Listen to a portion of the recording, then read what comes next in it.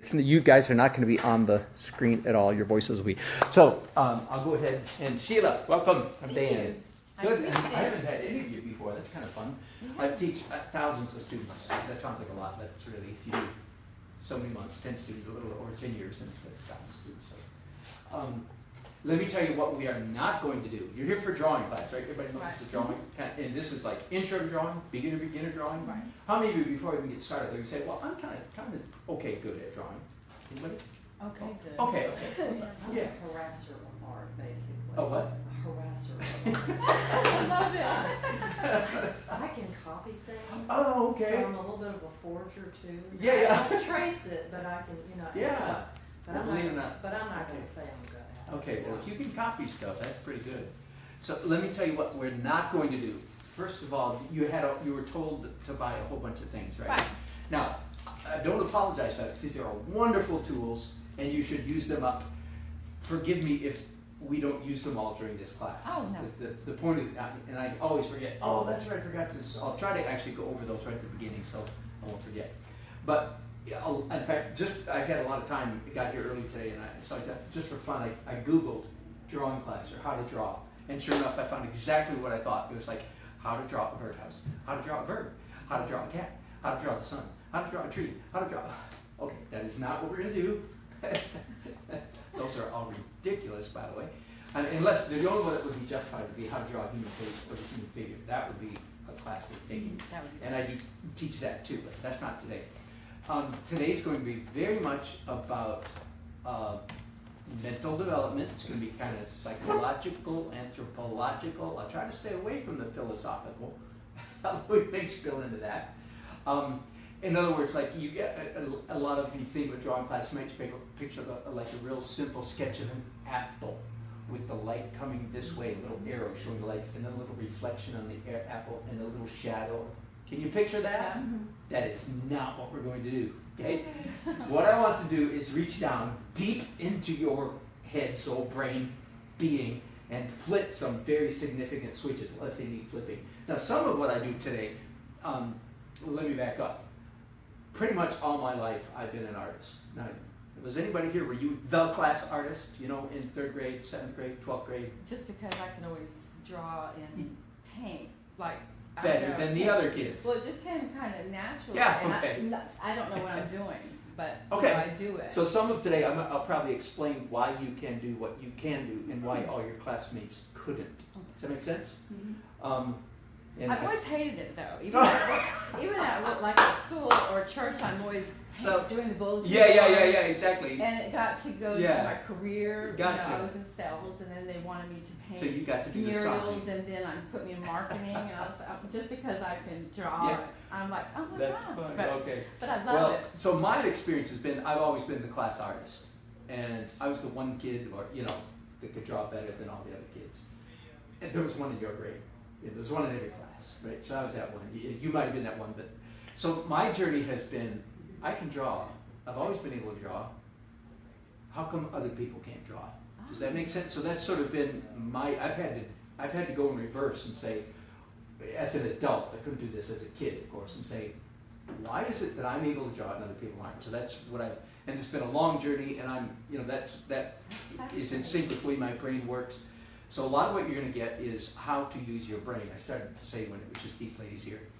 If people that are not good drawers, I won't say you aren't good drawers, but let's talk about those guys. For the rest of the night, by the way, y'all are good artists, okay? I declare you to be good artists. It's all those other people who are bad artists, okay? The reason people can't draw is because they're normal, and they're doing very, very normal things with their eyeballs, okay? In order to draw well, the act of drawing well is the act of doing weird things with your eyes. And when I say eyes, of course, I actually mean the visual cortex, some 38% of your brain or whatever. I'm really talking about what your mind is doing, what your brain is doing. But I will refer to that usually shorthand as what your eyes are doing. We're going to get started even though one person is still missing. Now, I have an outline there, and let me tell you, you guys paid for this class. I'm not paying you to pay. And if you're the kind of person that hates outlines, you may throw this out, chew it up and swallow it, or dump it under the table. You do not need to follow this, okay? This is only for some of you, though, kind of like outlines, because then you feel like I'm slightly organized. And to tell you the truth, this outline is here to help me stay on task, okay? So you don't have to fill in blanks or anything if you're the type that doesn't like to fill in blanks, but I will tell you what they are. Okay, so basically, excellent drawing consists of two distinct skills. I'm going like this. Here's one skill, and here's the other, and you're better off learning them separate before you try to squeeze them together, okay? Late at the end of the night, and this is a really short class, and by the way, it gets over 8 o'clock, right? Okay, everything I say is absolutely correct, unquestionable, All right. the best in the whole world. No question. No questions until 8:01. Okay? Okay, so I am right until 8 o'clock. Sounds good to me. Because the next class you take, the next teacher, if he or she is any good, they're going to contradict half of what I say tonight. Do you understand? We already know. I, as a teacher, as a good teacher, I already know that. But so what you're supposed to do tonight is take as much of me as you can handle, and add it to what you already know. Just so there'll be a certain amount I hope that will be beneficial. Other stuff just won't fit you. Don't worry about it. Okay, but like you said, everything's right until 8 o'clock, and then you can throw everything out if you want. So two distinct skills, and I've just used alliterating work as a mnemonic device: focus and flair. The ability to see and the ability to move. Now I'm going to spend, it's 5:15 about, I'm going to spend the first hour and 15 minutes of this class trying to teach you how to see. By the end of that, you'll go, well, that's it. Seeing is the absolute most important thing in the whole world. If you want to draw, you have to be able to see. Absolutely, that's what I believe, okay? At that point, I'm going to turn around and say, now forget everything I just said, because there's one skill that's even more important than seeing, and that's moving. Okay, so there, you can leave now. I just told you everything we can tell you, okay? Okay, so for those of you who like filling in blanks, here it is. You have a pen or something to write with, or a pencil? Focusing, the discipline of blocking out. Those are not the words you expected. The discipline of blocking out the primitive symbols invented by your survival-oriented brain and actually seeing what our eyes are pointed at. Okay, now let me read that again. Here's why people can see and why some people can draw and some can't. Those who draw more successfully, here's what they're doing. They are blocking out. That is huge, huge, huge. That's why people can't see. In other words, let me say, here's why people can't draw, because they literally, and I can hardly emphasize this enough, how literal this is. People literally do not see what their little eyeballs are pointed at. Now that sounds, you ought to be shocked by that. That is ridiculous. That's the most ridiculous thing I've ever heard. I'm right till 8 o'clock, of course. Okay? But after a while, I can explain why that is, and you go, oh yeah, that's kind of right. Okay? So you have to block out, and so here what I call primitive, or I call it sometimes SOS, survival-oriented symbols, SOSs, and I'll describe what that is. In order to see, in order to draw, you have to be able to see. In order to see, you need to block out, and I call it a discipline, the discipline of blocking out the survival-oriented symbols that are stored in all of our brains. Tens of thousands, maybe hundreds of thousands of SOSs are in your brain, survival-oriented symbols. Okay? And actually seeing what your eyes are pointed at. Now, and then I give a real quick example. I'm going to save that for later. Somebody try to remember to, if I fail to come in and fill those blanks in later, remind me, okay? But I don't want to go down that path right this second. Let me describe what I've said so far. So, my wife and I have the delight of actually having 4 grandchildren living in our house right now, and their parents. It's not like a tragic thing. But it is a hoot. They lived in Washington State for 7 years, and they just moved here. So we have a 6, 4, 2, and 1-year-old living in our house. So, and so it's really, how many of your grandparents? Anybody? Grandparents? Okay. I have grandchildren. 2 grandsons, and they're a handful. They are a handful.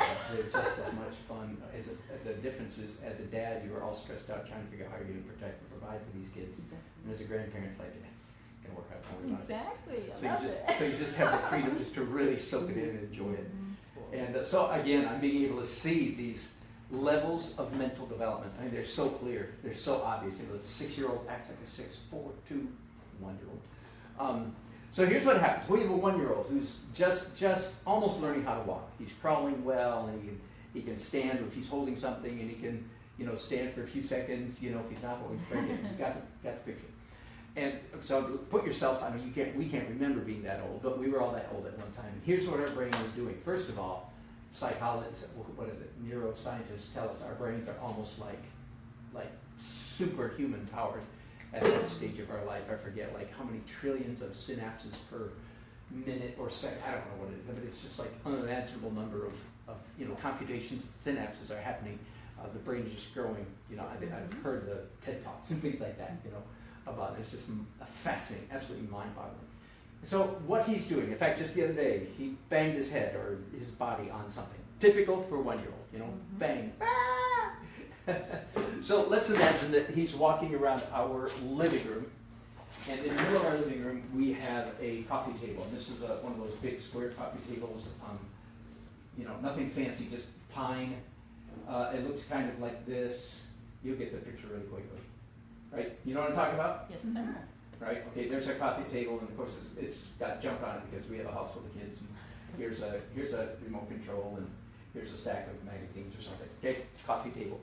1-year-old bangs his head. Either he's crawling under it and he lifts his head, bonk, or you know he's trying whatever. You got the picture. He bangs his head. Okay, so 1-year-old does this. Watch out for that thing. If you bang your head on it, it hurts. With me so far?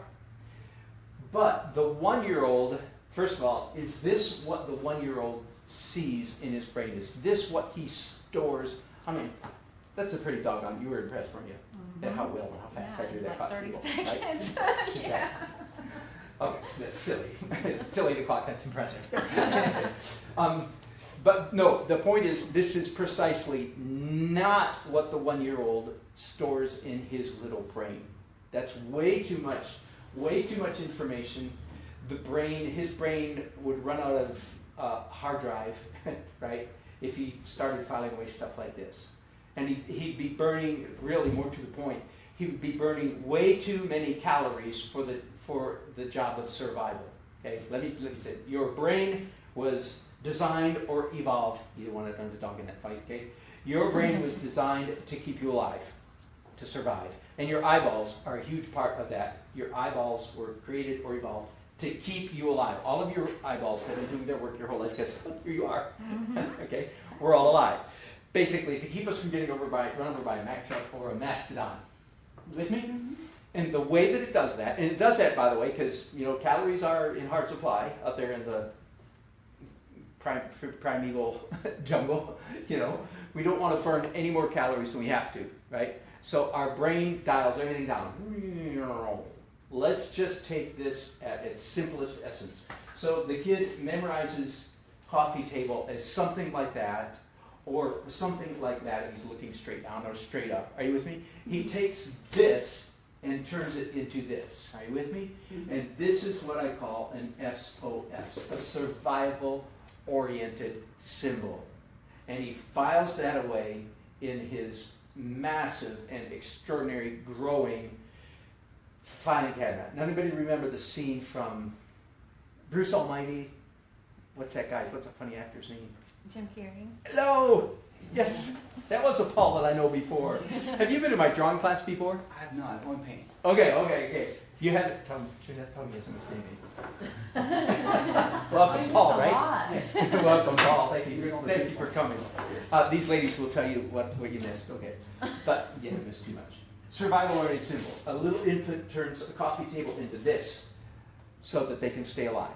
Okay, and I'd say the Bruce Almighty. There was a scene where Morgan Freeman is God and what's his name? Jim Carrey. They're in the upstairs in the warehouse, and they go to the filing cabinet. Remember, and this is just one visual. He opens the drawer and it goes. It's like 300 feet long. Remember that scene, that ridiculous scene? And I don't even remember what that was about. It was all the people in the world, or something like that. Prayer requests or something. My point being, that's a picture of your filing cabinet in your brain, filled with SOSs, survival-oriented symbols. Again, Your eyes do a good job of keeping you alive. One of the ways they do that is to reduce everything in your experience to simple, simple, simple icons, so that you don't have to burn calories thinking about it. Okay? So the next time my little 1-year-old, I was talking to Paul about my 1-year-old living in our house right now with his siblings, and it's great fun to watch all this brain just developing.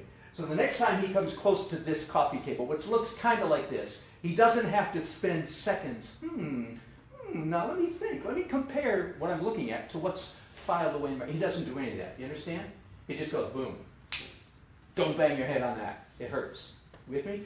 Now, ironically, most of us actually can remember we can't remember being 1 or 2, but most of us can remember being 15 or 16 when we write a passage in America. What did we learn how to do at age 15 or 16? Drive.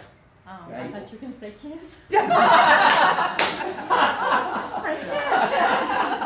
Oh, that's great. Yes, that was a whole lot more fun than driving, wasn't it? That's probably what I remember. Okay, so when we learned how to, now some of you, Paul, I pick on boy, did you grow up on the farm?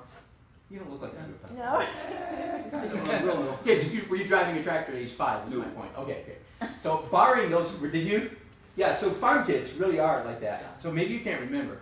But most of the rest of us, the first time we got behind the wheel at age 15 in driver's ed, you remember like, no! Yeah. Why? What was happening? We were being bombarded with megatons of information, and it was like overload. We hardly knew what to look at. I can still remember that. I failed my first driving test, on my 16th birthday, which is, I didn't tell my friends, because that was humiliating. But anyway, why? Because it was just like I didn't know what to look at, and I missed this little, sign up here that said you could turn after, whatever. Why? How can I be so stupid? Well, it's because I was being bombarded. There was a window box over here, and there's a cat over here, and there's bushes over here, and there's cars going this way and that way, and there's clouds moving, there's a bird flying. I'm being a little silly, but as a 15-year-old, I didn't know how to filter out all the unnecessary stuff. Because I had, as an immature driver, I had not turned all of my driving experiences into SOSs. I presume everybody here drove here tonight, right? We were hurtling down the freeway maybe at 70 miles an hour, the multi-ton vehicle or whatever. We do it all the time. More like 30 miles an hour. Yeah. Yeah, that's right. It's even worse. Yeah. Right. Mm-hmm. But we do it without even thinking, right? Most of the time. Now when we get in the car with our 15-year-old children or grandchildren, it's like, oh! Because that their head's full of mush. They're not doing what we're doing. It's like they're bad chess players. If compared driving to playing chess. If you're playing chess, if you're good, I'm not any good at all. But I know you can see 5, 6, 7, 8 moves ahead. But if you're bad, like me, you can see one move. I go over here, he'll go there. That's as far as I can look. Same with driving, right? Because a good driver we've reduced everything. We know what to pay attention to. And even literally an adolescent does not know. You say, did you see that ball go behind that car? Did you think that there might be a kid chasing the ball? No, I didn't even think about it. That's welcome to the adolescent brain. Right? I didn't think. You went through that pile of leaves. Did you think there might be a kid playing, hiding under the pile of leaves? No, I didn't even think about that. No, it wasn't the adolescent brain, okay? So, again, that's what our brain does. So we can actually relate to this, because most of us can remember when we learned how to drive. So, all of a sudden one day we sat down, I'm going to draw blank. I'm going to draw a Volkswagen. And we have a picture book. We have a Volkswagen sitting in our front yard, and we start drawing, and all of a sudden we can't see it, because as soon as we start trying to look at the thing we're looking at, well, let's pick something way more fun. Let's say we want to draw a mountain. And we have a National Geographic magazine open in front of us, and there's a picture of Mount Vesuvius, or what's the tallest mountain in the world? Everest, or some such mountain, Matterhorn or something, right? And we're going to draw a picture of that. But do you know what happens? We glance at it, and our brain does like a 15-year-old driver. Too much information, overload, visual overload. So then we turn to our blank canvas or our blank paper, and what happens? The filing cabinet flies open, letter M, M-O-U, M-O. Up pops in our brain, mountain, zing, I am saved. And we draw this. And if we're really good, we draw this. Right? Mm-hmm. And if we're really, really good, it's a volcano, we draw this. And chop off the top, and Are you with me? Because we have SOSs stored in our brain. Okay? Now, don't tell me this doesn't happen. I have literally had students, our age, y'all's age, okay, go home and do this. One time, there was a mother-daughter, and they had National Geographic picture, something. Remember, it's like a mountain. They were supposed to paint that and come back the next night, and did it, and they came back with this. Literally this. With blue sky up here and birds flying like this and the sun in the corner. I kept my course, till 8 o'clock. I could behave myself. I kept my teacher poker face on and said, "That's good. Now let's see if we can." And so I'm going, "Ah!" When I pointed at the two, what are those two things in the front of your head? Hello. Eyeballs. Am I making sense? But they literally couldn't see what was in their ripped out magazine page because that was too complicated. So you don't have to, all you have to do is say the word. Well, let's say some words. Because you already know a whole bunch of these SOSs. How about house? Tell me, what is a house? What is it? Square with what? Triangle. A Triangle on top. What else? Rectangle for the chimney. Yeah. Which way does the chimney go, by the way? Up. Oh, that way. Most of the time. Now, there'll be one kid in the I don't class, mind like that me, too. who does it like this, and then goes like this, and then does breaks in. But that's Exactly. the weird kid, okay? Oh. But, okay, and then there's windows like this, right? Okay, and beside the house is a what? A tree. And what's a tree look like? Lollipop. Yes, exactly. Okay, is everybody on page? And in the corner, there's the sun. What's the sun look like? Oh, I already did it up here, right? Right, looks like this. And maybe there's some birds. And are you with me? Mm-hmm. We all did this. We all do this. This is how, and again, I got 4 grandchildren living in my house with my home these days, Paul. So I'm getting to see this age 6, 4, 2, and 1. Get to watch the development. It's a hoot, and we're loving it. Let's get to. Let me ask you a trick question. How does it think very carefully? Don't answer too quick. How does a 3-year-old draw mommy? Anybody remember? Not. Think you're not saying stick figure. That's a 6-year-old. Maybe. That's right. Head. Where are the legs? Where are the legs? Right down to Right the head. out. Yeah. Right. That's right. And what are the hands? Yeah. Yeah. Okay. Yeah. You're deciding. This is a 3-year-old, and hair probably, and Yeah, that's right. That's mommy, right? That's my daughter Jessica. You're pretty close. You've seen that. I mean, it's on every refrigerator in America, Mm-hmm. right? And then at about age 5 or 6, they go, "Oh, mommy's got a body." So then it's oh, this is funny. Mommy's got 3 legs. Mommy's a tripod. Anyway, and they get a little bit better. And by the way, that's a really fairly rough one, but that's about 3rd grade. And have you ever talked to an adult and they say, "Oh, I can't even draw a stick figure," or "All I can draw is stick figures"? Okay, again, to make my point, Paul, one of the things I said before you got here was that if people can't draw, it's because they are normal. Okay? Our eyes were designed to keep us alive, not to draw with. So in order to draw, and like that's the goal tonight, I'm asking you to do something very abnormal with your brain. Okay? Because your brain and with your eyes, your brain eye number 1 job is to keep you alive. And evidently you succeed because here you all are. Then to draw is to. So all these SOSs that we did a minute ago, this keeps you alive. Your brain does not have to. When you walk out of here tonight, you don't have to look at the handle on that door. Stop, burn calories, thinking. Now, if it was some weird thing that you've never seen before, you would have to do that. If it wasn't, but you look at that and go, I either push up or push down. You know what I mean? That's as hard as that's going to get. And the door either goes this way or this way. It doesn't go up or sideways. Or, you ever tried to push a pocket door? It's like, whoo, sorry, it's a pocket door. So we get fooled once in a while. But again, our eyes get us through life with the minimum amount of effort, minimum amount of calories burned, because the goal of our eyes is to keep us alive. Okay? And adults then, many adults, at about 3rd grade, just for what it's worth, a little bit of juvenile development here. At about 3rd grade, all children draw. Picasso's famous, we all started out as artists. I mean, remember that famous quote from Picasso. But a lot of people have said something like that. All children draw. And at 6, 4, 2, and 1 at my house, 6, 4, and 2, they all draw. But at a certain point, many of them stop drawing. And it's actually, so here's our artistic skill, and here's our linguistic skill. And starting at about age 2.5, 3, our artistic skill goes up like this. But starting at about 2, our linguistic skill, especially the ability to read, skyrockets and goes something like this. So most people stop drawing right there at about roughly 3rd grade. So I use 3rd grade as a standard often when I talk about this house and so forth. Stick figures, that's where people, and the irony, if you will, people can become the president of IBM, the president of the United States, or they can become ridiculously successful people without being able to draw a lick. Okay, so let's be nice to our neighbors who can't draw. There's no judgment. It's just they're doing normal things with their brain. But you're all here tonight because you're coming and say, please teach me to do weird things with my brain.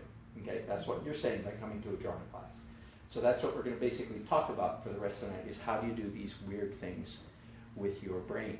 Okay, how do you literally see? Number one is you're going to learn a discipline. You're going to at least try to learn a discipline, and that is you're going to shut this filing cabinet, and you're going to put duct tape on it, and you're going to try to put your foot against it. You're going to lean a chair against it, and line peg, and you say, stay shut, stay shut. And I'll tell you just real quickly, since we're talking about, here's how you keep that filing cabinet shut. You don't say the name of the thing you're trying to draw. Let's say you're doing, for instance, you're doing a portrait, and you're coming down to this part of the anatomy right here, called the nose.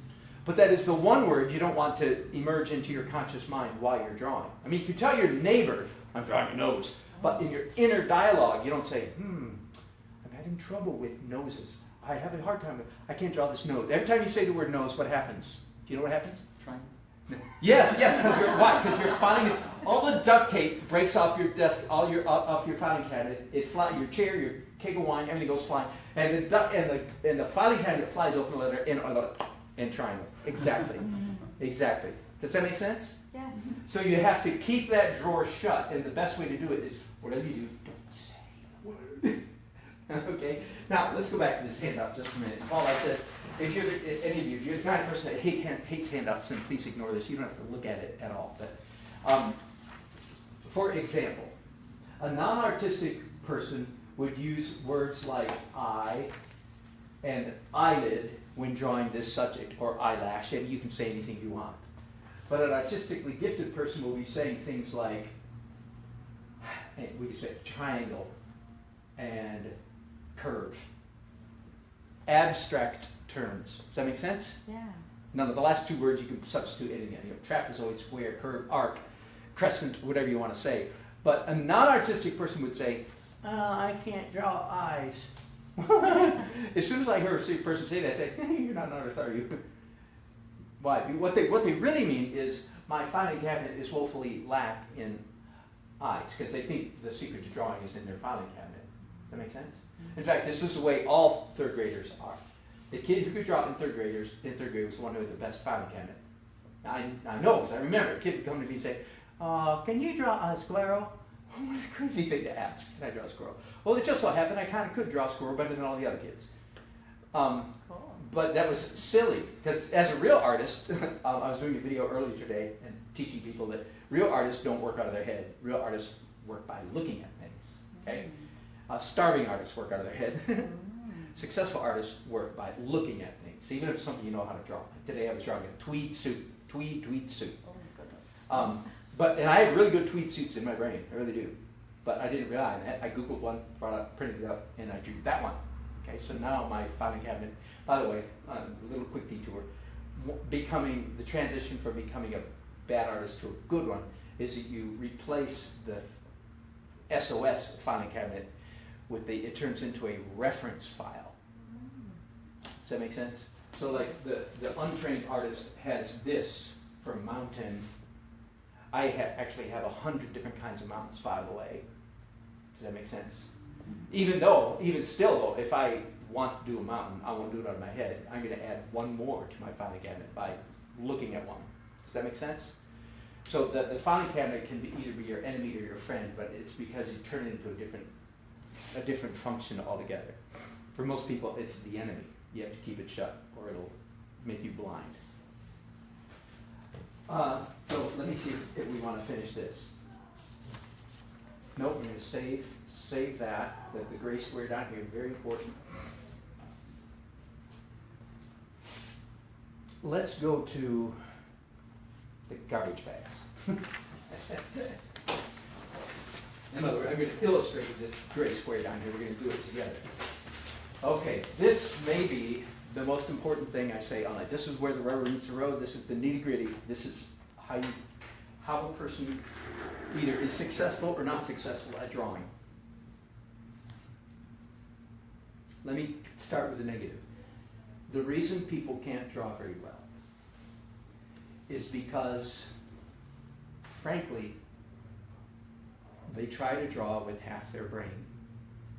Now, there's a lady named Betty Edwards' books up there on the shelf. I just thought I might call Drawing on the Right Side of the Brain. You read through that? Yes, I saw that book. Yeah, it's a good book. It's very good. And she and I actually agree very much. We're doing the same thing, but using quite different language. So she's not here, and I'm right till 8 o'clock, so I'll use my language, okay? We have, and I've done enough study in this to know that everything I'm about to say is not actually correct. Okay, but it's correct enough for conversation. Okay, so if there's any neurological expert people, anyway, if you've got a PhD in neuroscience or something, master's, bachelor's. Okay. No, but I did. Anybody watching? I don't want to hear from you. Okay, it's this whole left brain, right brain stuff, which is pretty familiar in our culture. And again, the study says, well, it's not quite that simple, and I know it's not, but for conversation, here's the way it works. We have two sides of our brain. Okay, here's our brain. The medulla oblongata down there. And this is person facing us, so this is the left side of the brain, and this is the right side of the brain, okay? And generally speaking, in our society, this is the way it's understood. That the left side is analytical, right? Have you heard this? Mm-hmm. Analytical. This side is language, math, etc., etc. Get the idea? Mm-hmm. This side over here is intuitive, creative, and maybe more important here, it is, I'm going to call it the receptor. And again, this isn't technically correct, but this is certainly the way it feels to me. And I know this is why I can draw and other people can't. Because, and if this is the receptor part of the brain, then this is the transmitter part of the brain. Mm-hmm. Let me use some synonyms for this right here. This is the download side, to use computer language. Download, and this is the upload side. This is the receiving department, and this is the shipping. This is the shipping department. This is the outgo. So this is in, and this is out. Okay? Again, being overly simplistic, but let's just go with it. Again, this is the way it feels. And the reason some people can't draw, by the people, I declared all you to be good artists. It's all them other people we're talking about now. Y'all are good. The reason those other people can't draw very well is because they receive raw data into the right side of the brain. So here's our pair of glasses. And visual stuff comes in. By the way, I used the number earlier tonight. This is true. 38% of the neurons going into our brain are visual. That's huge. The other 5 senses and the other ooey gooey things like intuition, creativity, blah, blah, blah, imagination are in there somewhere. But the other 5 senses and the ooey gooey stuff divides the other 62% among itself. Over 1/3 of the stuff going into our brain is visual. That's huge. So we get visual stuff coming into our brain, and for all practical purposes, I'm going to call it the right side of the brain.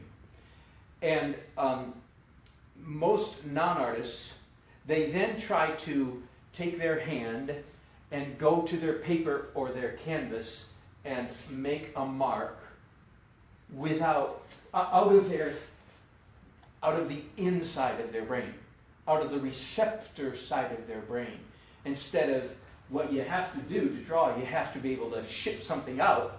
To draw something, you have to go from this side of the brain over here. Okay? And I know I haven't explained this yet. Is it making sense? Just the word picture? The analogy so far? Yeah, the real big question is, how do you get junk? How do you get information, whatever you want to call it, put a little hash, how do you get it from here to here? And this is, right there, that is what non-artists do, not do. Okay? And I've seen this 1,000 times, and that's very, very, very literal, I'm sure, because I've had more than 1,000 students and watched others who weren't my students try to do this. We're looking at something, who knows what it is, again, the mountain, or the cabin by the sea, whatever it is. The cabin by the sea has a little dormer on the front of it, and it goes like this. I've got a picture in my mind. And they're trying to draw or paint the dormer. And let's say we're all working from the same photograph, which is what we often do in like in a painting class. And they look at it, and then they go like this, and they make a line. And again, I keep my good poker face. Teacher, I say, well, that's really good. That's right. Inside, I'm going, what are you doing? I'm just being really honest. You guys are here because this is the what are you doing class. Okay? So I want to get you past that. So when you come to my painting class, Absolutely. you'll know what's going on. Here's what they did. They looked at the picture of the dormer. So again, let's just pretend we're looking at something like this.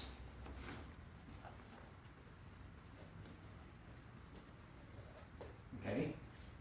And here's a portrait. Okay, something like that. Okay? And they look at that, and their brain, they're like a 15-year-old behind the steering wheel of a car. They go, and because they're getting all this raw data over here. The right side of the brain is doing a fine job of receiving all this raw data. It's overwhelming, but they're getting it. And then they try to export from their import side of their brain.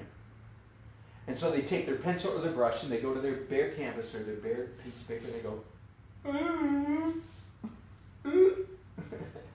and it's like, I guess I just better make a mark because maybe it'll turn out to be in the right place.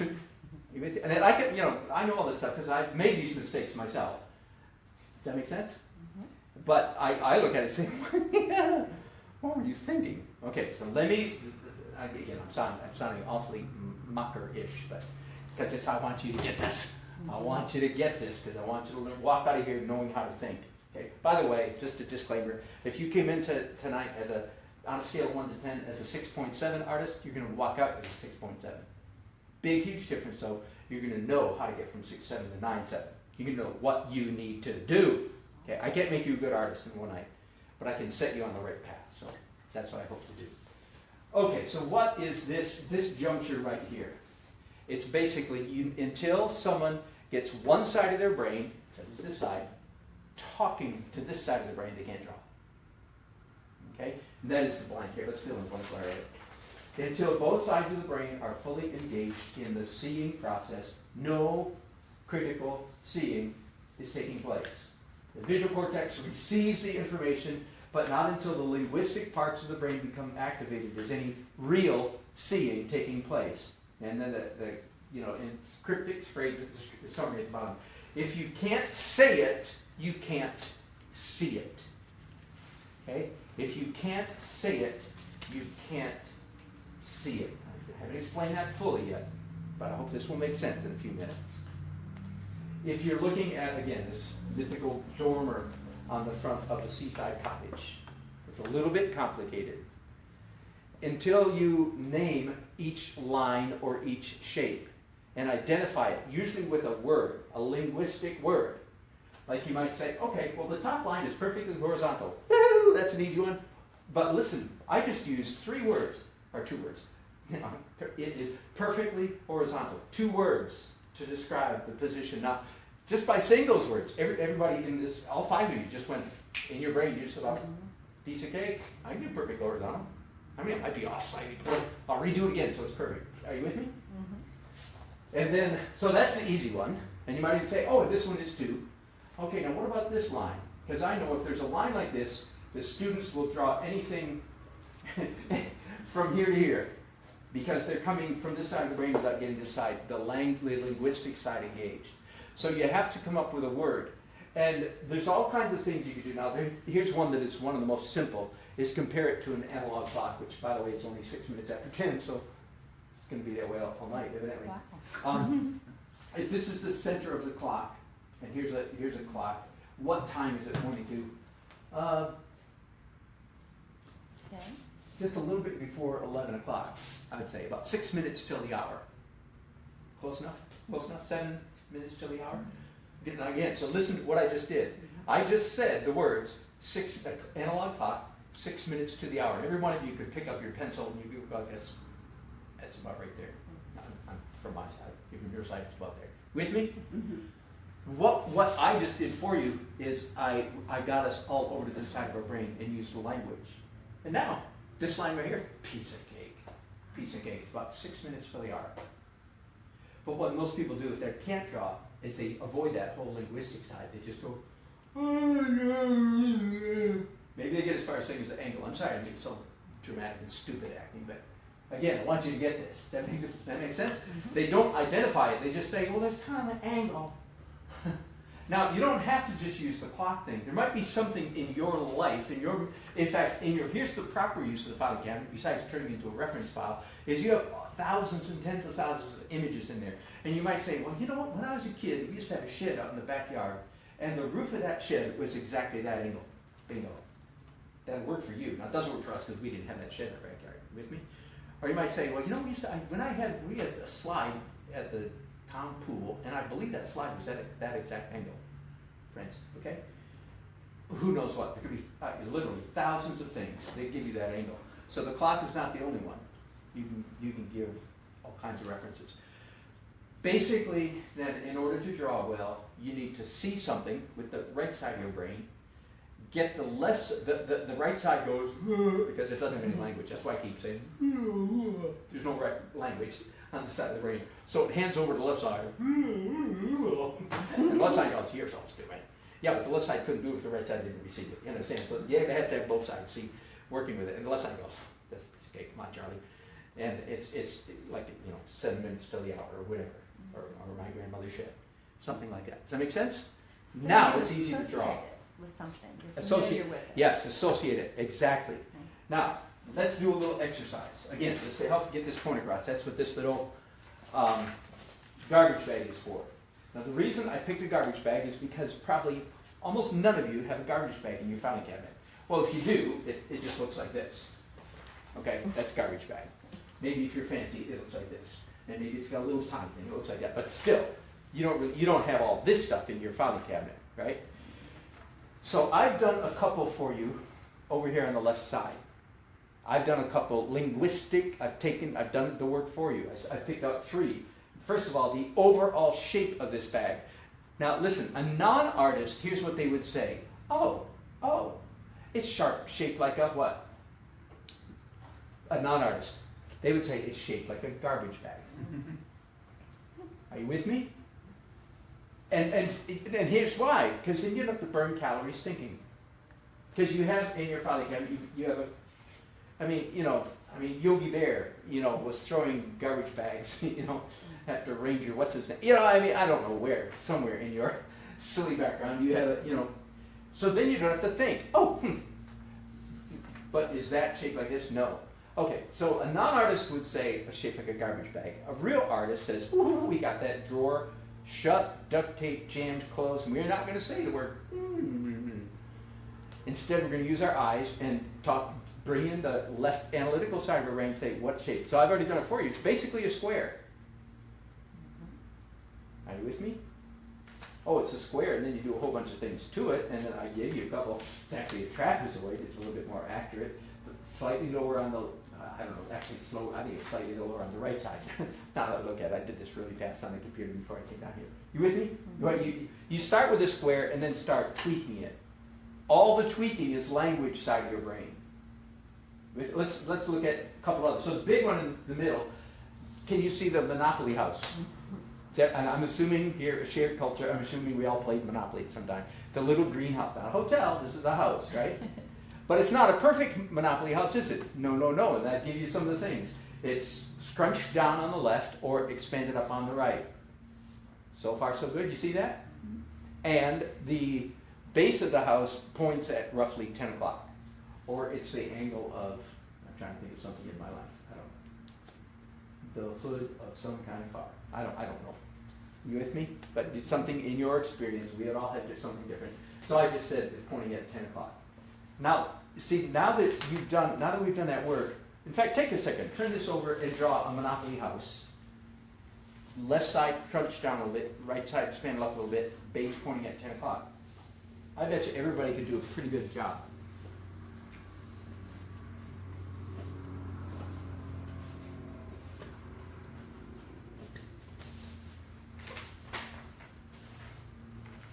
And turn it over, compare it to the thing that's out in front. You give yourself a grade, everybody gets an A. Yay! We're grading on a curve. If you hear, you get an A. Okay, but are you getting the point? Yes. Okay, now there's another one here. Now I'm sure this is again using my experience. I say this other shape up here is kind of like the Seattle Seahawks logo. Now here's something that's really interesting. It doesn't matter one bit if I'm right about this. All that matters is it looks to me like what I remember the Seattle Seahawks logo being. Because that's what's in my filing cabinet. Okay? Doesn't matter where I'm right or not. Somebody might say, it's not shaped like that at all. Well, that's what it is in my filing cabinet. So it works. Except that it's skinny, like stretched out, and then again, pointing roughly at 10 o'clock, just ironic. They're both pointed in the same direction. Does that make sense? Okay, now let's take just a few minutes, and I want you to go over here to the one that is not messed up. Pick out some shapes and tell me what they are. So you're doing the exercise just for a few minutes, and you're going to tell the rest of the class. Tell me what some of the shapes are. Is this guy still going? By the way, Paul, I'm broadcasting live until the battery dies. So, and it's at my this is Facebook.com/Danny Artman. So if you want to hear any of this again, God have mercy on your rusty little soul. Why would you want to hear this again? But if you do, then you go to Facebook. Okay, is anybody seeing any objects? Tell me what they are. A triangle. I see an arrow. There's concave heart in the center. Ooh, concave heart. Ooh. That sounds good. Where is it?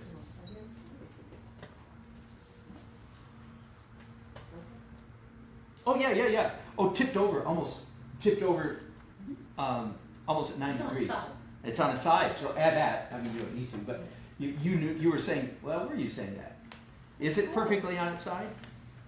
It's not really an even part. It's there you go, more language. It's a what? It's longer on the right-hand side and a little smooshed in and shorter on the left. Perfect. Smooshed in and shorter is perfect. Yeah, and then the ones, what you said concave. Which part is concave? The center of it. It's like in shadow. The whole part of it is. Okay, I see. It's like it's shadow because it's gotcha. Okay, very good. Very good. Kind of a ribbon, almost like a ribbon tied. The curve and then. And you're looking at the light part. Yeah. Right here? Yep. Like Very good. ribbon. Oh. Anybody else? Yes. Let's everybody do one. There's a pyramid. Good. Where's the pyramid? Big triangle right there. Yep. Where's the triangle? Yeah, that's good. Really big triangle down there. But now, more of a triangle, because equilateral, isosceles, right triangle. It's a right triangle. Very good. Yeah, very good to a right, very close to a right triangle. And then tweak a little bit more. It's a right triangle, but what? Anything? I mean, it's pretty darn close, isn't it? But you. That's like a 30, 60, 90 right It is. I think it's flattened out a little bit more than 30, 60, 90. This is a flower laying down. A flower laying down. Very good. Like tulip shape almost? Yeah. here. Tulip shape. I see that plainly. Very good. Paul? An umbrella that's closed, missing its handle. Very good. Oh, yeah, I see it. I think I know exactly what you're talking about. Okay, and so in almost all of these, you start out by giving the simple. It's a right triangle.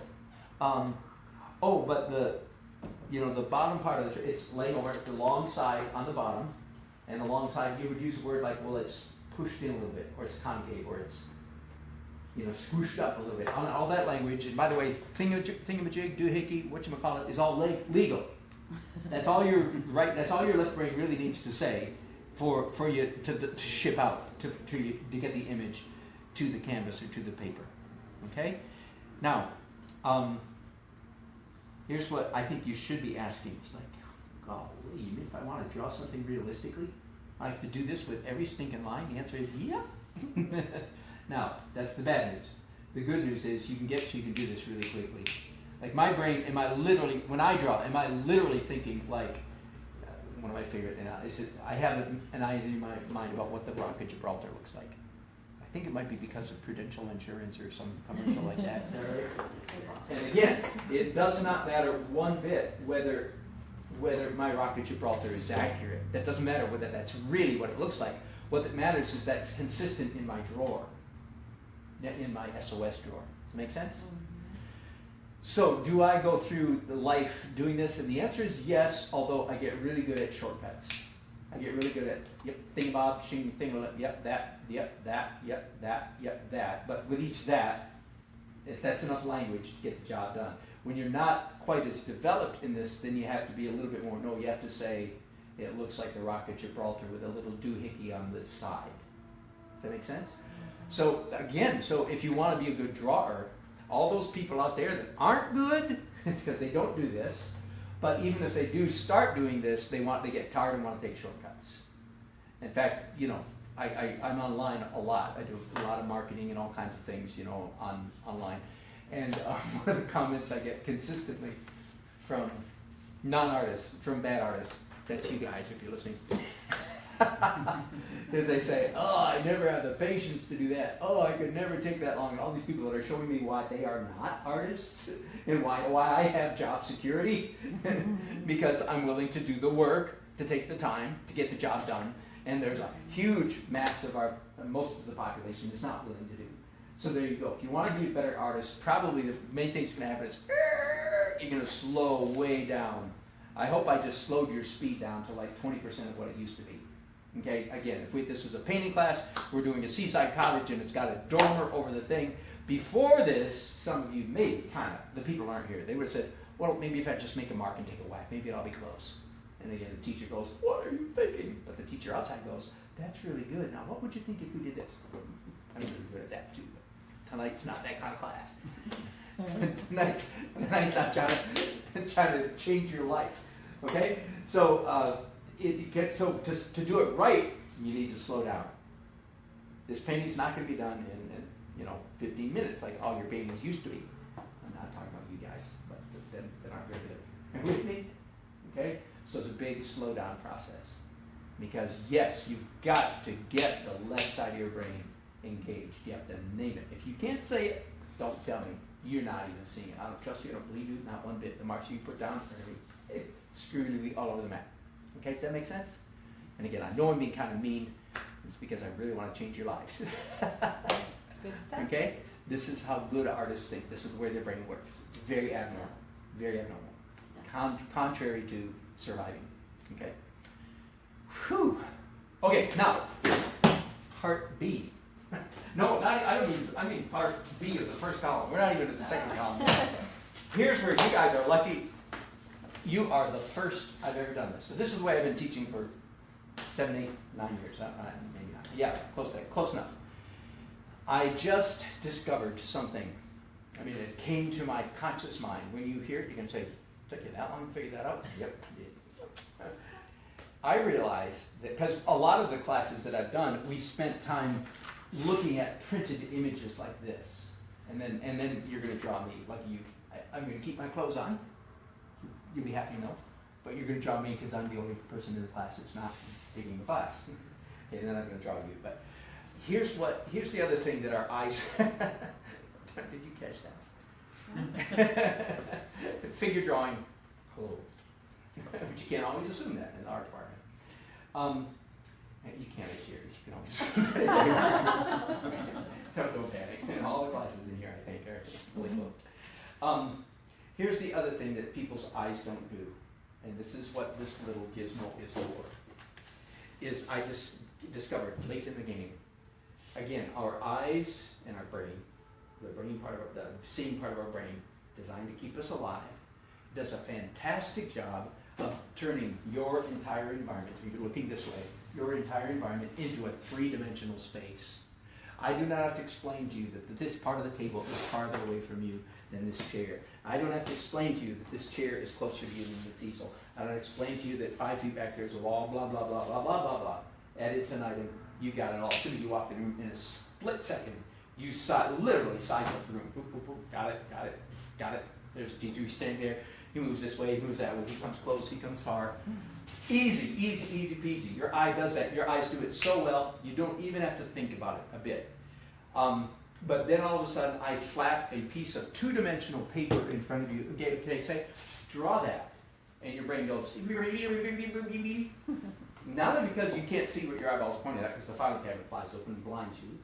The other reason is I'm asking you to go, let's say we're not drawing from a two-dimensional space anymore. We're drawing something in real three-dimensional space. I've discovered horrors. Here's what people can't do, which explains why I've explained this so well over the years, and then they still draw so badly. Here's what they can't do. They don't realize, they don't know how to turn the world in front of them. I'll face the same way as you. They don't know how to turn the world in front of them into a flat two-dimensional plane. And this is a magic window helping you, just to, again, mental exercise. You go, oh, you have to turn it into a two-dimensional plane. Okay? So here's what we're going to do with this. And these are all nice and brand new. Everybody else from now on will get dirty ones, because you're going to make them dirty. You have a Kleenex, you have a napkin there, by the way, for wiping it off. First of all, let me define this. If you were to take a class or go online to a YouTube and type in perspective, if you were to buy a book about perspective, there are some out there. One of the terms you would learn is visual plane. And you would see a diagram something like this. And we'll put glasses on this person. And it would be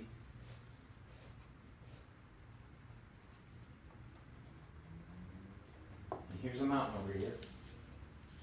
And on this thing right here is the image of a mountain.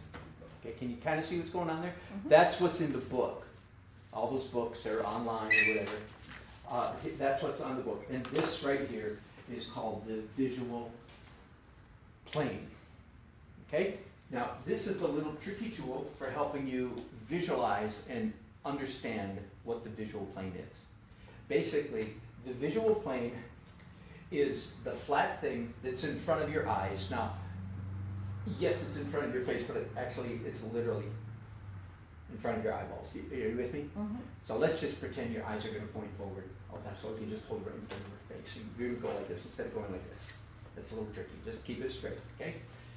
And you're going to do they're going to throw you right into the deep end. I just hold it this way, and I want this is a little bit of physical coordination on your part.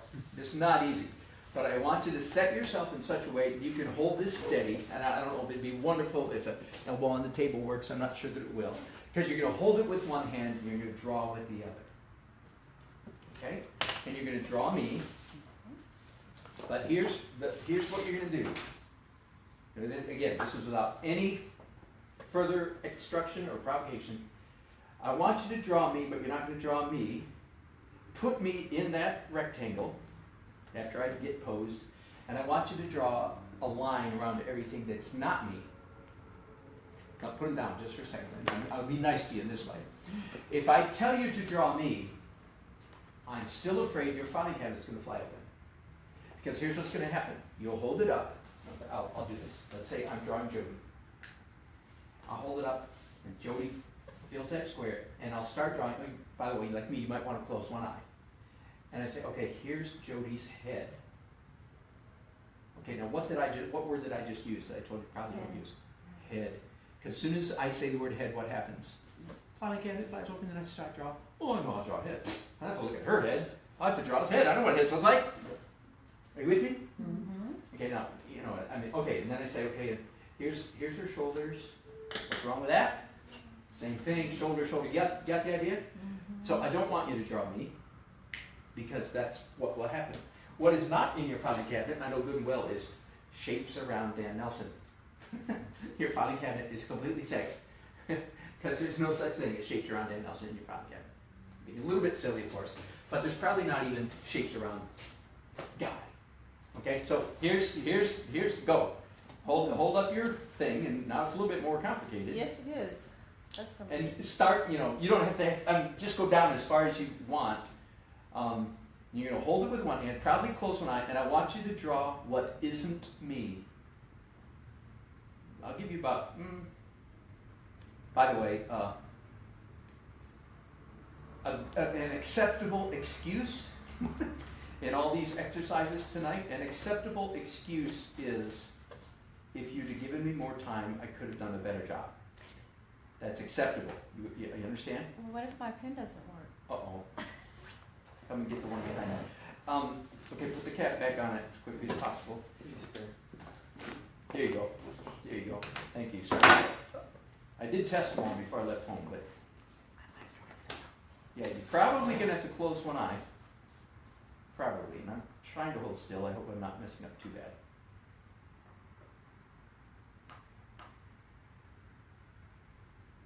I seriously considered giving everybody a fat marker so that you wouldn't get bogged down in detail, so you just see the big stuff. And if I may, Sheila, I can see what you're drawing. Don't draw me. Draw the stuff that is not me. Erase that. Draw what is not me. The room? Yeah, the room around me. Okay. I thought you were wanting me to draw you in shapes. No. Draw what is... Yep, that's right, Paul. You are. Erase that, Paul. Start over. Draw the things that are not me. I don't mean spend 45 minutes drawing this thing. I don't mean that. I mean centered on me and draw the spaces around me that are not me. We're going to do another one of these in just a minute. Let's take another 20 seconds, maybe.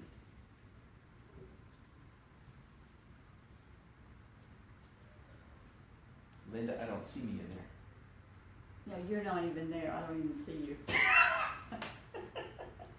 Okay. I'm imagining that you're not there. Let's pause. Okay. I see my language needs a little bit.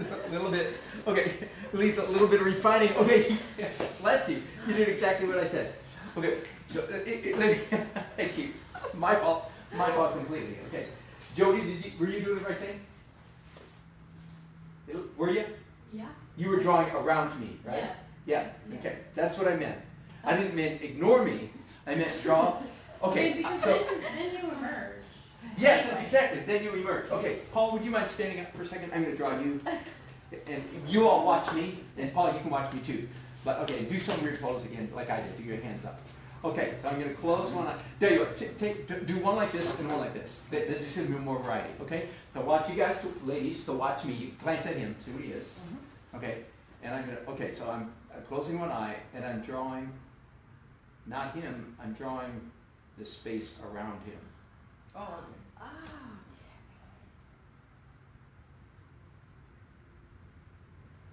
Okay, now we're all going to do that again. Now, as Jody said, you drew Paul. Well, not exactly. I wasn't looking at Paul, I was looking at his outline and drawing around him. See what I mean? Yes. Okay, now what's the difference? Again, if I said, now I want you to draw me, if I said I'm going to draw Paul, I would have drawn his head, danger, right? Then I said I'm going to draw his torso, danger. Then I said I'm going to draw his arm, huge danger. Because with every one of those words, your filing cabinet is flying over, open, slapping you in the face, and you've got things in front of your brain. Does that make sense? Okay, now we're going to do it again, but here's what I want, before, in a minute, after you've drawn me, and as you see, it doesn't take very long. After you've drawn me, here's what you're going to do. Let's pretend I've still got this drawn and Paul's still standing there, just pretend. Here's what you're going to do. So now, you can look at two things. You have focal distance, right? You can either look at this, or you can look through this at the person. That's what you're doing. While you're doing this, you're looking at both real quick. And then, without moving your head, you're going to take this down, and you're going to continue to see as if this was still here. You're going to see the shapes that were around me. Does that make sense? Yes. Now let me tell you why this is ridiculously important and crazy. Your brain does not do this naturally. Your brain, is it? Good for you. Because you're not there. Yeah. You're not, everything else is... Oh, I see. Okay, you just didn't draw the outline around me. Right. Yeah, good. You're on the right track. So the next time, do the outline around me. So you see him there. You see him. Oh, I know he's there. I'm just drawing everything. Because I just left him out, but filled in things that were... So you're on the right track. We'll go a little bit further. So erase that. Does this make sense? No, the Yes. reason I say this is your brain, some of you, now if you're a good artist, and all you guys are good artists, and, oh yeah, I do this all the time. But all those guys out there who aren't very good, their brain has never done this ever one time in their whole life. They do not see the world around them as though they were looking through a perfectly, man in the box. But, what's that called? They don't look at the world as though they were looking through their visual plane. Yeah. But that is the way an artist looks. Okay? So for some reason, for some weird reason, my brain started working different as a kid, and I was able to slap this, I didn't know the name for it, slap this visual plane in front of me, and when I'm drawing a stalk of corn or whatever, because I remember at age 8 or 7 examining a corn stalk, and the leaves are going this way and that way. I mean, look at a tree. Even people who are pretty kind of good painters, the trees are completely flat. The branches don't come this way or go that way, because their brain doesn't know how to translate 3 dimensions into 2. Okay, so let's do it again. Do me. Now you Yes. see what I mean. Forgive me. I'm learning. So you guys are my guinea pigs, and I'll learn better next time how to express it. I'm going to do a pose. And we'll draw your outline. Strike a gay pose. I'm going to. I mean that in the 19th century sense of the word. But don't draw me. Draw the outline that isn't me, if I can say that.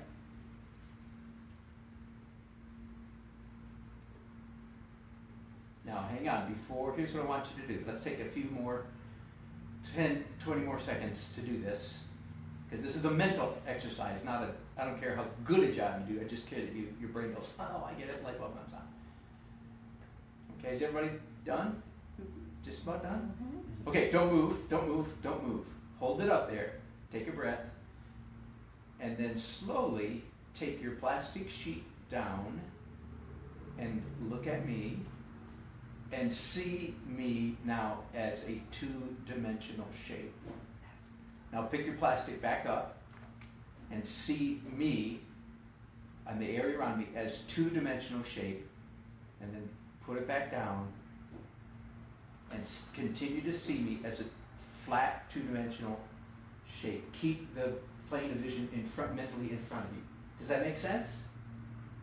Okay, how many of you think, yeah, I've never done that before? How many of you say, that's what I do intuitively?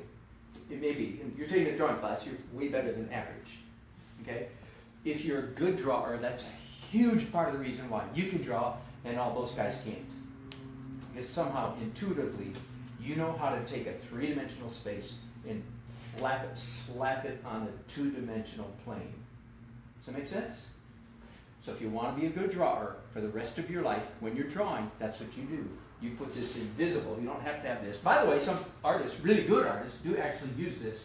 Take it out in the field and hold this up and do the boat in the cabin and then kind of use that to slap it on their canvas. They actually do that. It's a perfectly valid approach.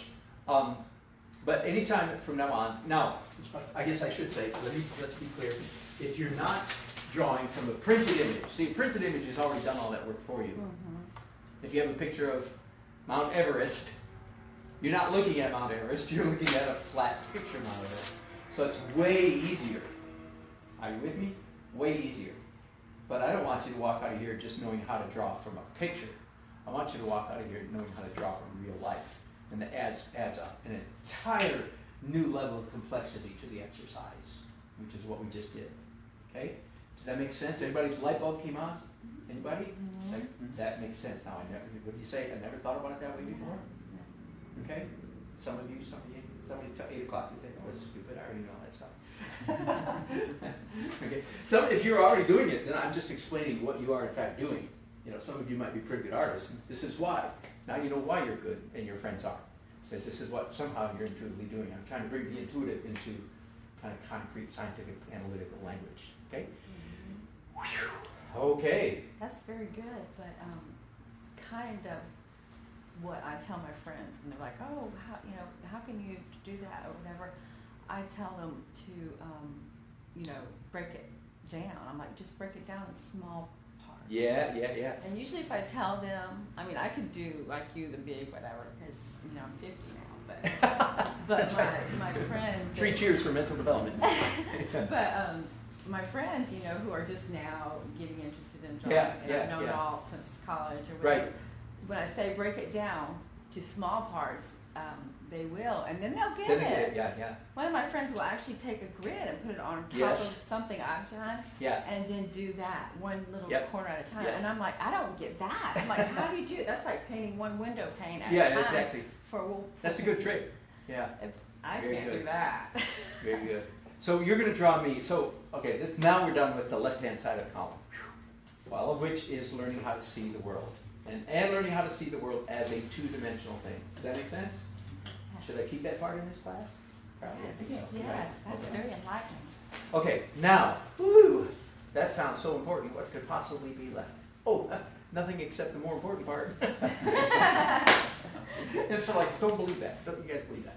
This is not more important. It's that excellent drawing is the activation of two very contrasting skills. Okay, everything we've talked about up to this point is how to see. Now, do you understand why people can't see what their eyeballs are pointed at?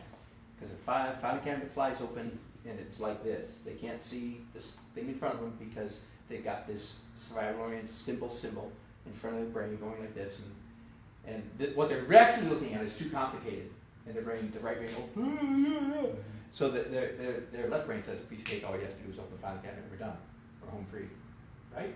So that's what most people do. In fact, and don't think that this is only an elementary thing.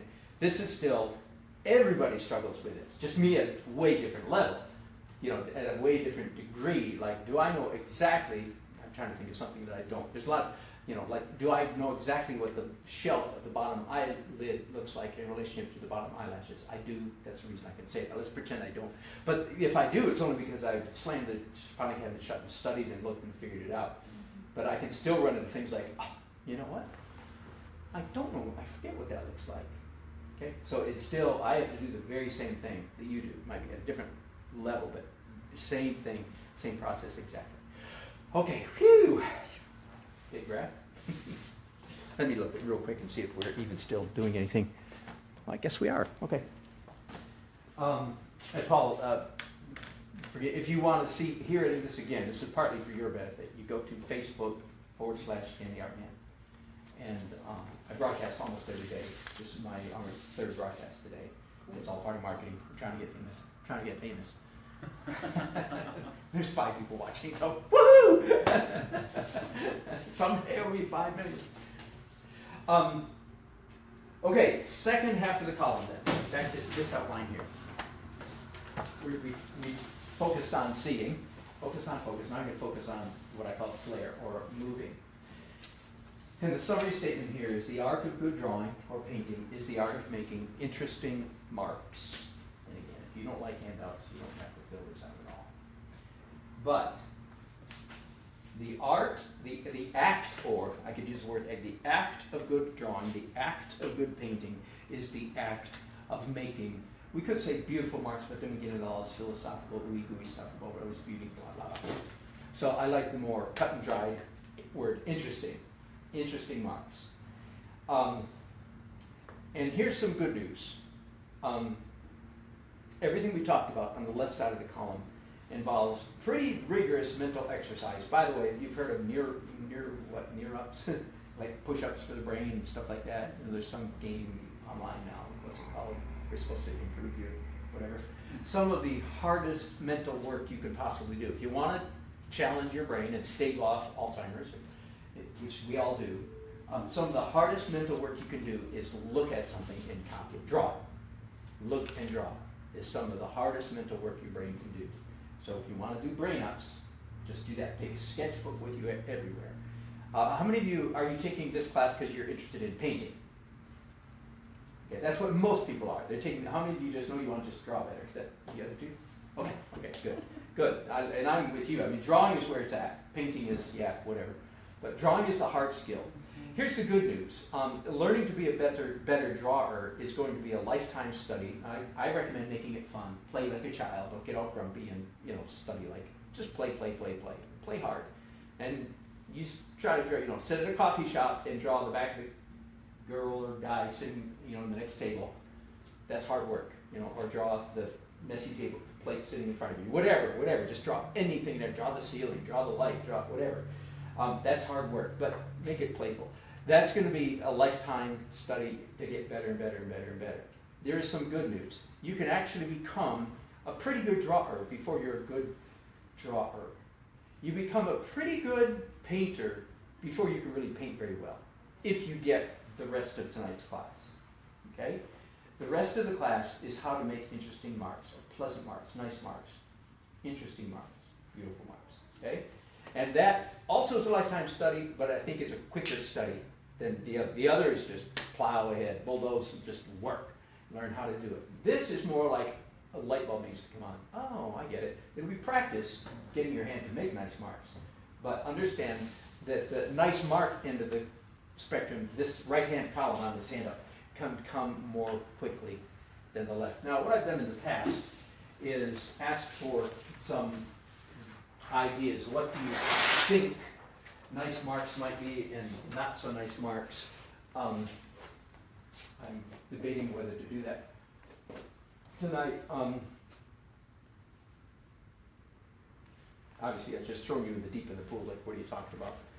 Has anybody ever had a drawing class, like high school art or anything? Do you remember any memories from back then that the teacher might have said of anything about marks, brush strokes? Do you remember some of those old catchphrases, catchwords? They're pretty familiar, pretty ubiquitous in the art world. Things like, I'll go ahead and get you started then. Things like fluid. If it's painting, simply the word brush strokes or brush work. A good art teacher would say, ooh, nice brush work. Okay? Or they would say something like, I think you should try introducing more brushwork into your painting, or something like that. Okay? Texture, this all relates to texture, exactly. In fact, for that reason, I consider play of light is the most important aspect of a drawing or painting, if it's a representation of what the light is doing. Second most important, actually, is texture, because it's this here, really. Nice texture. Well, okay, let's go ahead and do, can you imagine what are some bad marks? What words can you guess? And again, I'm throwing with not enough information. I'm asking for ideas from you. But you want to take a wild stab? What might... Those like the ones that are stiff. Very good. Excellent. Very good. Stiff. That's getting us in the right direction. How about, I'll give you a hint. A lot of the words, especially over here, on both sides here, a lot of these are going to be emotion words. Like insecure, nervous, hesitant, uncertain, timid. Excellent. Timid. Exactly. And not, you have an idea what a timid mark looks like, don't you? It doesn't require really that much definition or explanation. Like, oh yeah, I've done that, right? Aggressive. Now, actually, most people would put that over here, but I could go on both sides. Maybe. Yeah. Then this child needs counseling. Send him to the counselor. We're going like this. No, I think of Willem de Kooning, 1950s, 1960s. His paintings were like. He really should have been in counseling because he was so aggressive. He ripped holes in the canvas while he was painting and stuff like that. I really don't like his stuff, but he's really famous. Yeah, ugly painting. He meant to be ugly. He did it ugly on purpose. He's not offended. He's dead, but he's not offended. He knew we're alive. Oh my goodness. Yeah. So aggressive to a fault, in my opinion. Yes, you're right. Okay. So either side. Can you think what's good marks? What's bad marks? How about repetitive? Repetitive. Now you might be saying, well, wait a minute, can't repetitive be good? Yeah, sorry, yes it can. It can. There's good and bad repetitive. In fact, good repetitive is called, when it's good, we call it rhythm. Again, this is high school art class stuff. If it's good repetition, it's called rhythm. If it's bad repetition, in fact, I have a technical term for it, it's called the ergonomic stroke. Ergonomic. Which means you're making these marks because they're comfortable to your hand, not because it's a good mark. So here's an ergonomic stroke. Why did you draw this? Why did you paint the sky that way? Because is that the way? No, it's just because your arm goes like this. That's why you did that. That's an ergonomic stroke. Okay, Pardon? Easy, Which one is easy? Which one's good? bad, Okay, so there's a bad easy, yeah, isn't there? What do you mean by easy? lazy. Yeah, that's good. Lazy. Lazy easy. That's very good. Yeah, which is kind of what I just demonstrated. Mm-hmm. Now, you could put easy over here too, couldn't you? What would easy over here be like? Simple. Yeah, simple. Fluid, Mhm. relaxed. Did I already say fluid? I did. Mm-hmm. Relaxed, confident. Mm-hmm. Yes. Can you say hot or cold? Ooh, Just because which is I'm which? a makeup artist, and Yeah.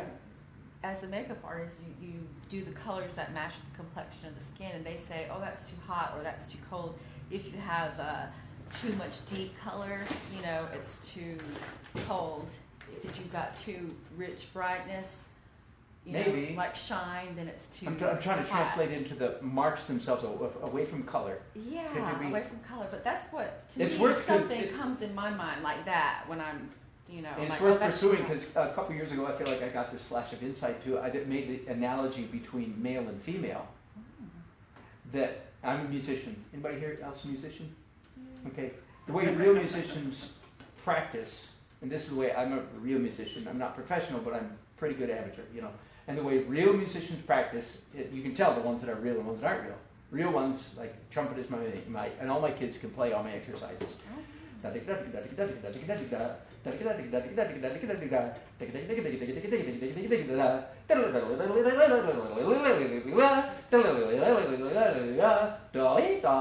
You know, that kind of stuff. That's how real musicians practice. Or if it's a guitar, it's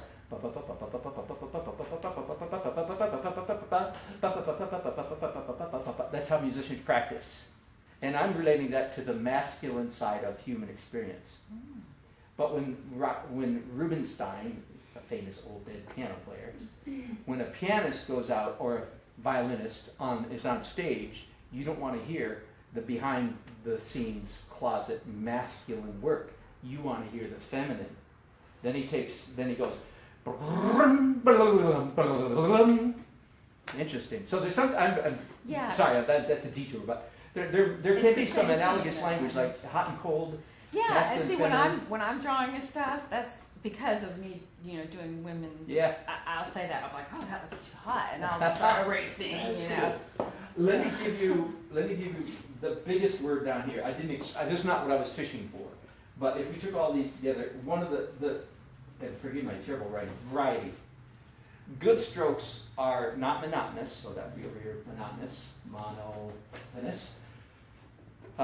Interesting strokes have variety to them. Okay, so that's just kind of an introduction. Now I am going to be mildly mean to you. By the way, you understand, here you are in a drawing class. What have we not done? Oh no, I guess we drew on these. Oh good, we did draw. I'm saved. Okay. But what haven't you used yet? And your nice tools. Okay, get your tools out, please. Let's do some drawing. About time we drew something. Woo! Okay, get a pad of paper, and let's use an expressive tool. That means one of the fat ones. I have here. Oh, look, it's almost exactly what you guys have. Maybe it is. Create a color, Miro 2. Is that what that is? Same thing on the back. Oh yeah. Does everybody have one of these? Did you get a kit? Oh, you don't have one. Here, Paul, use mine. Sorry. These are perfectly fine. I love them. Have whole sets of them. Use that just because it'll let you make more expressive marks. You touch with your finger inside here, Paul. Okay, now let me be mildly mean to you for just a minute. Okay, and that means to say I'm going to throw you into the deep end of the pool with not nearly enough information. But the reason I'm doing it is because you'll learn more from real quickly in the next 5 minutes from your mistakes, from what you don't know, than if I explained it and then threw you in. Ready? Okay, so I'm going to give you 10 seconds to make an interesting mark. Now, let me define it just a little bit. You may not draw a thing. That's not a flower, not a bird, not a tree, nothing. You can't draw a thing. Just a mark. Just a mark. Now, wait a minute. We're all do it at the same time. 10 seconds. Are you ready? Mark, get set, go.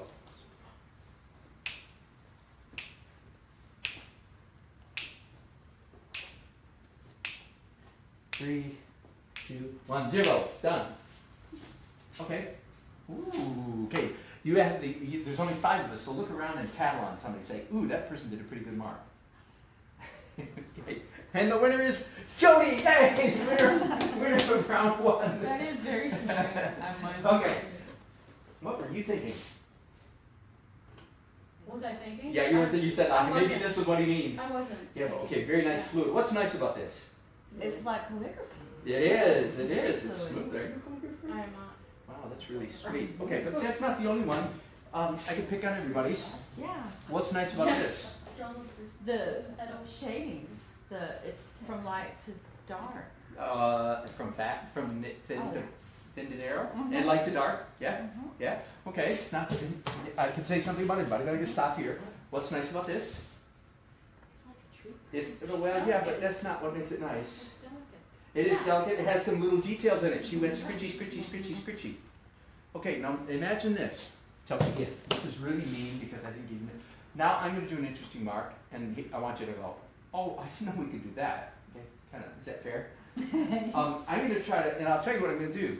I'm going to try to take some of Jody's, and some of Linda's, and some of Sheila's, and some of Paul's, and some of Tyler's. I like it. And I'm going to do all of that in 10 seconds. Ooh.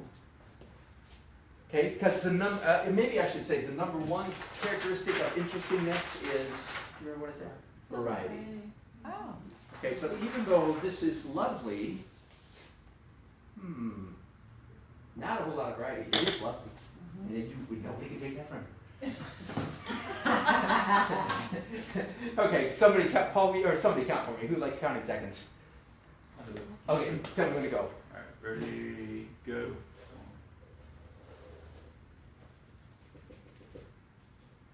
Three seconds. 2, 1. Ooh, I did 10 I did a lot of stuff in 10 seconds. Yeah. Now y'all go, oh, well, I didn't know I could do that. Yeah, when you There say you one go. mark. Yeah, So you I'm made like- more than one Yeah. mark. One stroke on the paper. Yeah. That's right. Oh, okay. You know, like 10 without seconds. taking your I pencil should have out. done it. I'm That's so why I mean. finished in like 2 That is seconds just- and you were still That's counting. I was like, terrible. well, what am I doing? Okay, I was like, new okay, page. just pencil Okay, up. you need a new page. You need a new page. You can do more.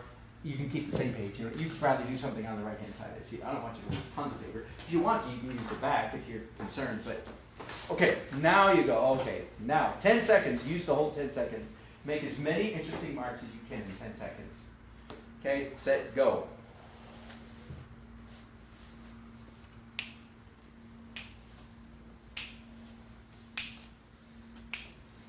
Okay, stop. Put down your pencils. Oh my goodness. Can anybody say I did such a better job that time than the first time? Every single person did. Bingo. Excellent. Fantastic. Wonderful. Bravo. Excellent. Okay, good. So you understand. That's why I'm being mean, because now you go, oh, okay, now I get it. Now we're on the right track. Interesting marks. I hate charcoal. I'm sorry. Oh! I can't stand touching There's a it. name I for that, I'm can't. sure. It's I know, colophobia. it's some sort of weird. I don't know. Make a name for it, Jody, please. Yeah. Name colophobia. That was the best I could do in this for the moment. Oh, that's funny.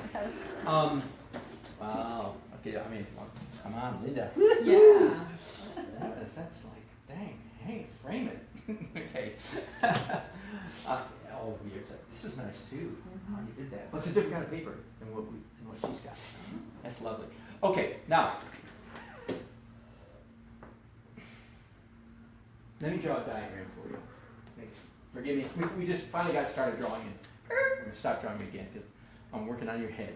Okay, I want you to walk out of here with understanding. I'm going to draw a diagram that describes.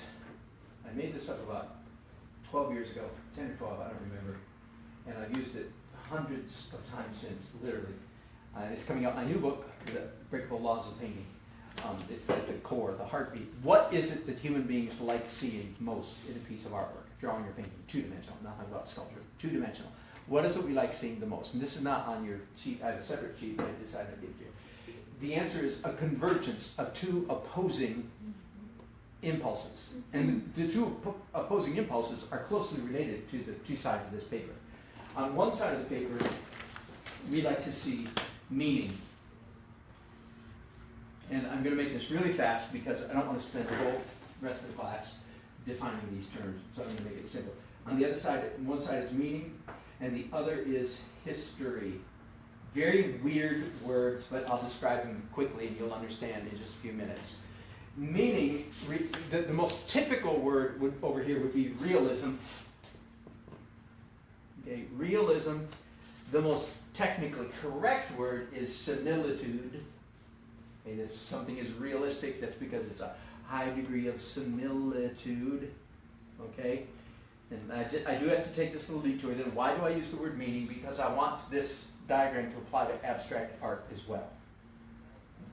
There's no abstract art in the painting. But let's just imagine we have an abstract painting here. It's not a picture of anything, it's just a bunch of colors. And just in the lower left-hand corner is a very precise little orange smoosh. Okay, picture that. And that's the only orange thing maybe in the painting. It really stands out. Would it be the same painting if that little smoosh were violet or lavender or green? The answer is no. It would not be the same painting. That orange, let's say it's a beautiful orange. It's like, oh, this is the most beautiful abstract painting I've ever seen. It would not be the same painting if it wasn't orange. So that's what I mean by meaning. And what does the orange mean? Does it mean orange juice? Florida sunshine? No. Doesn't mean any of that. It means orangeness. Just means color. But it's intentional. So that's why I use meaning. Sorry for that detour, but for the rest of the night now we're just going to use either similitude or realism. Okay? On this side, this is really easy to define, is a history, all I have to do is finish the phrase, of human movement. History of human movement. I don't even have to do another one. We can look at this right here, and especially if I tell you that I had a tool like this in my hand, you could have figured that out without me telling you that. But when I tell you that, I have left an uncannily accurate history of my movement on this paper. I could hand this to you, and you could do it. You could take your time. You have to do it slowly. But if you were to copy this, not only would you copy it, you would be imitating my movements almost exactly. Let me be silly for a minute. Like you could tell that I took a piece about this long, and I started down here, and it went up like this, right? Wrong. You're all being nice. That is not what I did, and you knew it. You could tell I went like this. It went down this way. First of all, because it would be odd to do it this way, and then if you analyze it for a minute, you can say, oh yeah, I could see that he went this way. There's a little more high pressure, a little bit low pressure, blah, blah, blah. Okay, in other words, this is really, and okay, let me be dumb again. You can see that I actually went like this, didn't I? You can see that I started here and went this way. And the answer is no, you didn't. And you can say, well, how do you know you didn't? Because I left such an accurate history. Before I messed it up, you could tell that I started up here. First of all, you could also tell that I'm right-handed, by the way. You could tell that somebody did this with their right hand, and so on. And so you can almost tell what mood he was in. He was playful, he was confident, he was joyful, he was fast, he was moving quickly, blah, blah, blah, blah, blah. Because I left an amazing history of my movement. Up here you can tell I was being much lighter. You know how to do light, you know what that means, okay? So here's what we like to see in a painting or a drawing. We like to see these two impulses, which are opposed to each other, squeeze together, because we really get a kick out of seeing a very manifest, transparent, obvious history of human movement. Here's why. I'm just going to explain it this much more. When you see something like this, it's like a sign stuck in the ground, that's grass, that says something like either human being was here or somebody like me was here. And you have almost an animal-like connection to the animal that made these marks. Does that make sense? It's like, woohoo, human, touch on human. Let's say like, I can identify with the person that did the marks. Because I could make it's like, does that make sense? It's almost like a reptile brain kind of thing. It's like, mommy, phone home or something. Yeah, right. Yeah, That hand, you recognize it, and it's like 50,000 years later. You go, I've seen pictures. Have you ever been there? The real? Yeah. Right, exactly. We have this amazing sense of affinity with these people that are, like I said, 50,000 years ago. It's like mind-blowing. Because that's why. We like to see that on a canvas or page. And that's this end of the spectrum. Make sense? Now, here's something that art professors for the last 60 years have been loath to admit. That's one of my other books where I try to explain modern art. they are loath to admit that human beings, unless they're corrupted and tainted by the art establishment, all human beings get a kick out of seeing something accurately rendered by another human being. Okay? No matter how art fartsy you are, and then you'd never admit it, but when you're online, right, you see something and it says, here's a picture of something drawn, it took them 600 hours, and it's realistic, and you go, that's ridiculous. Are you with me? Mm-hmm. We get a kick out of that. We really do. We really get a kick. You got it ever so slight, you got a kick out of my coffee table at the beginning of class. Just mild. It wasn't a very big kick, but it's like, it's kind of funny. He just drew a coffee table, right? We get a